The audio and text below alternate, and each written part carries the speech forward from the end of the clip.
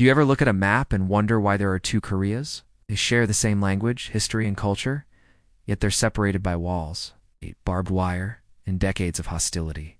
Even today, they remain technically at war. So, how did this happen? Let's rewind. It's just over a century ago. There was no North or South, only one nation, the Korean Empire. But in 1910, Japan, looking to expand its own empire, annexed Korea and ruled it with an iron fist for 35 long years. During this time, Korean language and culture were suppressed, and the people endured terrible hardships under Japanese control. Then came the end of World War II.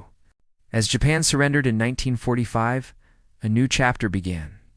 Soviet troops entered Korea from the north, while American forces advanced from the south, to prevent the entire peninsula from falling under Soviet influence. The United States proposed a temporary division along a line of latitude known as the 38th parallel. The idea was simple. The Soviets would manage the north, and the US would handle the south, just until Korea could reunify under a single, independent government. But the Cold War changed everything. Instead of coming back together, two rival states emerged.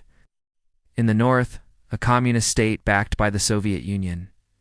In the south, a capitalist democracy supported by the United States.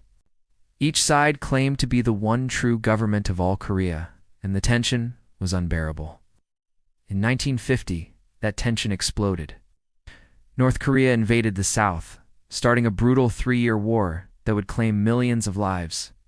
At first, the North nearly conquered the entire peninsula. But then, United States-led United Nations forces intervened, pushing the Northern Army all the way back to the Chinese border. That's when China entered the war, sending over 2 million volunteers to fight alongside North Korean troops. The Soviet Union supplied weapons and fighter jets, turning Korea into one of the deadliest battlefields of the Cold War. By 1953, both sides were completely exhausted. They agreed to an armistice ceasefire, not a peace treaty. The new border was drawn almost exactly where it began, near the 38th parallel, creating the Demilitarized Zone, or DMZ. And that's where things stand today. No peace treaty has ever been signed.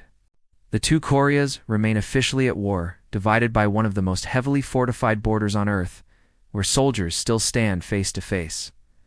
A century ago, they were one people. Now, they are two nations, separated not just by fences, but by politics, fear, and history itself. Thanks for watching. If you found this interesting, please like this video and subscribe for more stories that explain our world. See you next time.